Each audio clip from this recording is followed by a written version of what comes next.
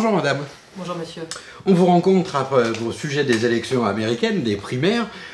Commençons, si vous le voulez bien, par les républicains. Aujourd'hui, ils ont élu 63% des délégués. Trump a 675 délégués, Cruz en a 421, Kasich en a 143 sur les 2472 qu'il y a à élire. Peut-on parler de populisme en ce qui concerne Donald Trump ? On peut parler de populisme, oui, parce qu'il appuie sur les sujets auxquels pas mal d'Américains sont sensibles. Et il a cette manière aussi de dire « je suis le seul à oser dire tout haut ce que beaucoup pensent tout bas ». Donc que ce soit sur l'immigration, sur la mondialisation, toutes ces questions, il y a ce discours de dire « voilà, je suis le seul à avoir un parler franc, un parler vrai ». Et donc c'est ce qui conduit aux excès verbaux qu'on a pu entendre de sa part. Mais oui, je pense clairement qu'on peut parler de populisme à son égard. Est-ce que c'est ce qui risque de lui attirer de nouveaux électeurs ? Des gens qui s'étaient détournés des urnes ? Alors certains estiment que justement avec ce populisme, il a vraiment contribué à accroître l'audience du Parti républicain. On estime pour l'instant en tout cas, pour ce qui est des primaires, qu'il n'y a jamais eu autant de participants aux primaires républicaines. Donc ça, c'est vraiment quelque chose qui attribue en grande partie à la présence de Trump dans la course. En revanche, pour ce qui est de l'élection générale, donc celle qui l'opposera si jamais il devient le candidat républicain au candidat démocrate, c'est moins certain que ça attire de l'électorat. Au contraire, il y a un tiers des républicains qui ne voteraient pas républicain, d'après les derniers sondages, si Trump devenait le candidat du parti pour l'élection de novembre. Alors pour autant, vu de France, on peut schématiser la campagne de Trump sur du racisme. Certains y trouvent même des racines sur la campagne de 68 d'un dénommé George Wallace qui parlait d'une ségrégation permanente aux États-Unis. Quel est le ressort de la campagne de Trump aujourd'hui ? Alors, le racisme, ce qui est intéressant, c'est qu'il va tenir des propos racistes et puis dire l'inverse. En parallèle, il va dire « mais les Mexicains sont des travailleurs très sérieux, etc. » Donc, il dit un peu tout et n'importe quoi, tout et son contraire. J'ai l'impression que c'est un peu la manière qu'il a de fonctionner en ce moment, c'est d'avoir des propos à l'emporte-pièce, après de modérer, de revenir dessus, pour essayer un peu de se concilier tout le monde. Donc ça, on a beaucoup entendu avoir ces propos un peu à double tranchant, entre guillemets. Quand on regarde ces premiers jours d'élection, on constate par exemple qu'il précise qu'il construira un mur de plusieurs mètres de hauteur pour empêcher les migrations des Mexicains, mais en même temps, dans les États proches du Mexique, c'est là où il fait les plus gros scores. Comment expliquez-vous ça ? Alors, il y a clairement des réactions assez négatives vis-à-vis de l'immigration dans les États frontaliers, c'est pas nouveau. Il y a eu plusieurs lois adoptées par les États frontaliers, je pense à l'Arizona notamment, autorisant l'arrestation aux faciès, donc des personnes potentiellement immigrés clandestines et clandestins. Donc là, c'est là qu'il rencontre vraiment un écho, et c'est pour ça qu'on peut parler de populisme, c'est qu'il reprend vraiment des craintes, des peurs viscérales par rapport à l'immigration par exemple, qui sont là depuis un bon moment, et que les habitants de ces États ont l'impression ne sont pas pris en compte par Washington. C'est pour ça d'ailleurs que l'État de l'Arizona avait adopté une loi aussi restrictive, qui dépassait d'ailleurs de très très loin ses prérogatives, puisqu'en matière d'immigration, qui est compétent, ce ne sont pas les États fédérés, c'est l'État fédéral, c'est Washington. Alors, quand on cherche à comprendre l'engouement que suscite la candidature de Trump, on se rend compte aussi que c'est le seul qui parle d'une réforme fiscale à destination de la classe moyenne. Oui. La classe moyenne se sent vraiment l'abandonner, la mépriser, la négliger de la politique américaine. Ça peut paraître étrange, vu de France, l'économie américaine est repartie de plus belle, 3% en croissance, un taux de chômage redescendu à 5%, alors qu'il était proche des 10% en 2008-2009. Pour autant, il y a clairement une perte de pouvoir d'achat de la classe moyenne. Les Américains de la classe moyenne ont l'impression de ne pas s'y retrouver et n'ont pas du tout l'impression d'avoir profité de la reprise économique d'Obama. Ils ne lui en sont pas vraiment gré. Et du coup, ce discours selon lequel on va mettre l'accent sur la classe moyenne rencontre un écho très fort. Il y a vraiment une désillusion de la classe moyenne par rapport à l'administration Obama. Mais pour autant, cette réforme fiscale-là devra être faite si, en parallèle, il y a des économies. Or, les économies ne pourront être faites que sur le budget fédéral. Ouais. Alors ça, on pourrait dire que c'est une ancienne du parti républicain, à savoir Moins d'État, réduire les programmes fédéraux qui viennent en aide aux plus démunis. Bien évidemment, on pense à Medicaid, le programme de santé en faveur des personnes les plus démunies, etc. etc. Et c'est peut-être là un des seuls aspects conservateurs du programme de Trump, puisque ce que beaucoup de républicains lui reprochent, et c'est un des arguments actuels, c'est de dire que ce n'est pas un véritable conservateur. Voilà. Par bien des aspects de sa politique, on ne peut pas le considérer comme faisant partie du camp des conservateurs, et à ce titre-là, ce n'est pas un républicain en bonne et due forme.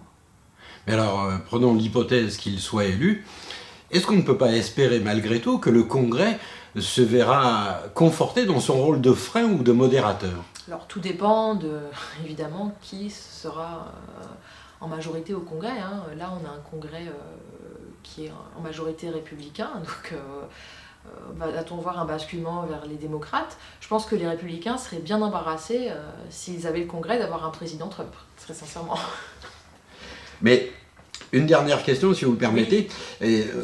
Dans cette course-là, y a-t-il quelque chose de voir Trump élu et vice-président Ted Cruz?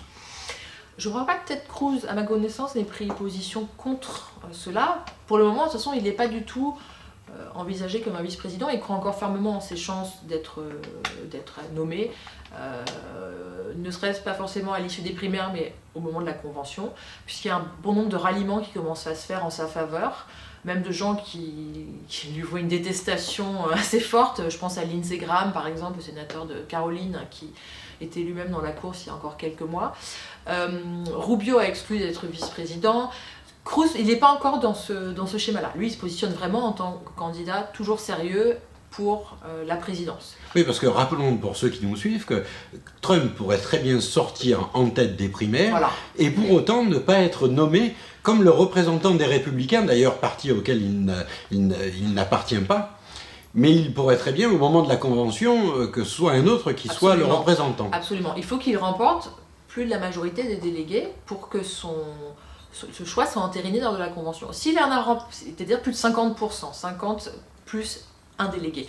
S'il a la majorité, mais que 45% contre 30 par exemple pour Cruz, il y aura une convention ouverte où tous les compteurs vont être mis à zéro, les délégués sont libérés de leur engagement de voter pour tel ou tel candidat. Donc là, il y aura différents tours de scrutin. Ça s'est produit à plusieurs reprises au sein du Parti républicain. Donc là, à la rigueur, on remet les compteurs à zéro. Et c'est ce qu'espèrent d'ailleurs beaucoup de membres de l'establishment républicain. Qu'on arrive à une victoire de Trump, mais une victoire en demi-teinte, c'est-à-dire pas avec 50% des délégués. Mais Trump récemment a évoqué cette hypothèse en disant que s'il n'était pas nommé à l'issue de la convention, il appelait à de la violence. Tout à fait, ouais. Et ça c'est une des choses qui lui a été reprochée. Il y a eu plusieurs cas de violence d'ailleurs dans ces meetings quand des protestataires se sont manifestés.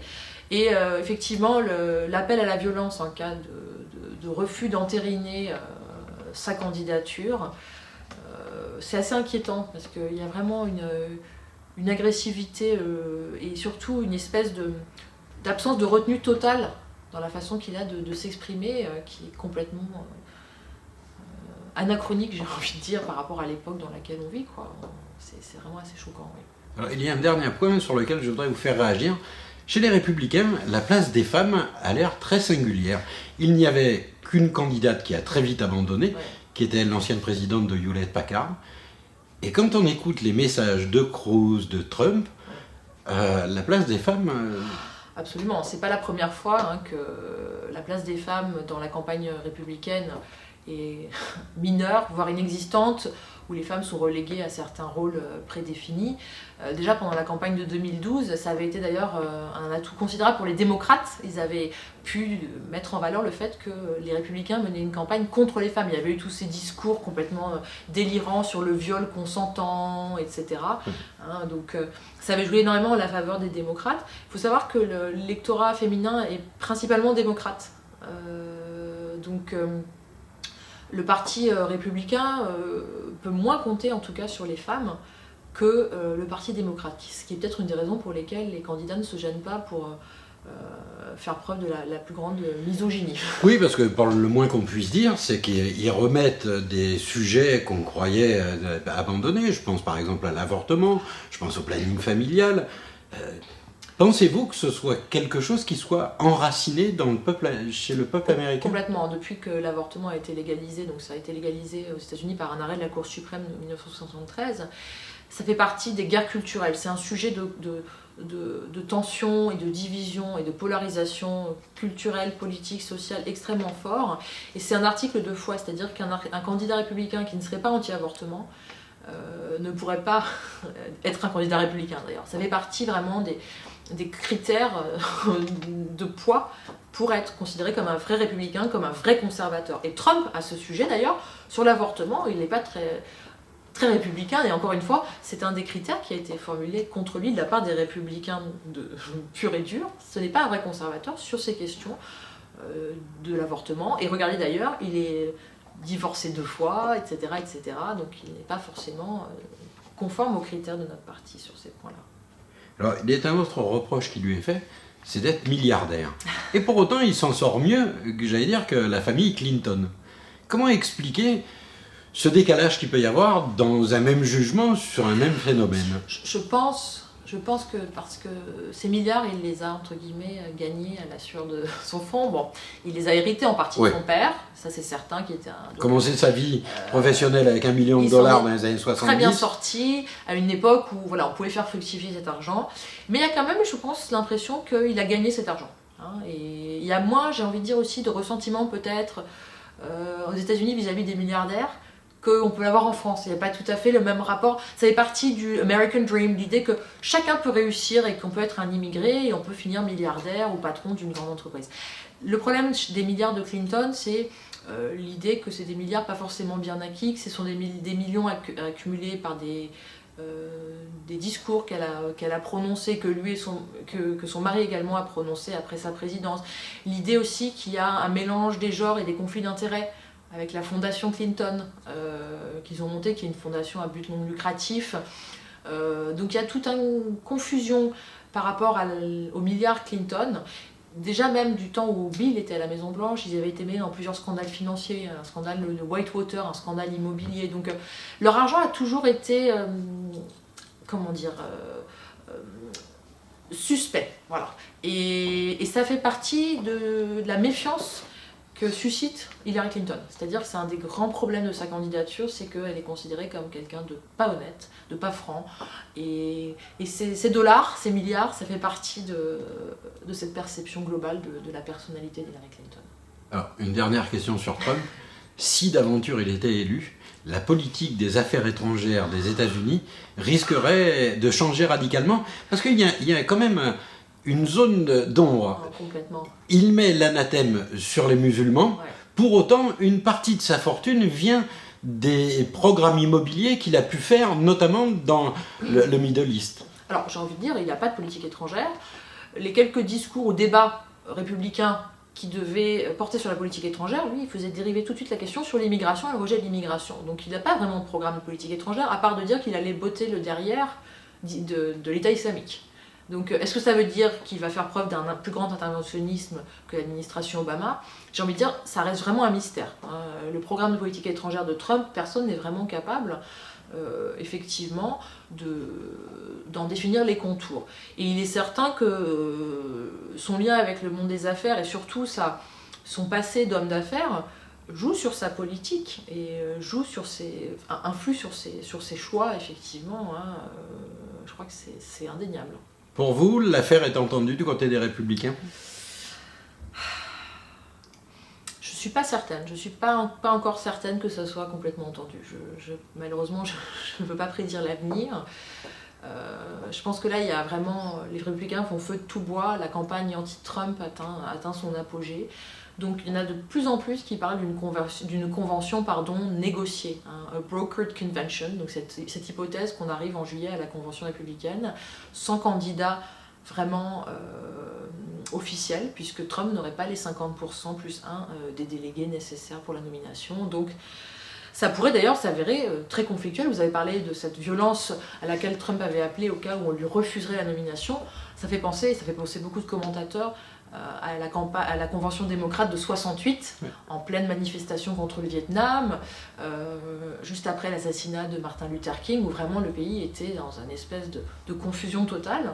Donc on peut craindre peut-être pas une confusion du niveau de 1968, mais quand même quelque chose d'assez animé, agité, alors que d'habitude les conventions, c'est juste, on entérine un choix qui a déjà été fait en amont. Bien, écoutez, on va rester attentifs et on viendra vous revoir très prochainement. Merci beaucoup.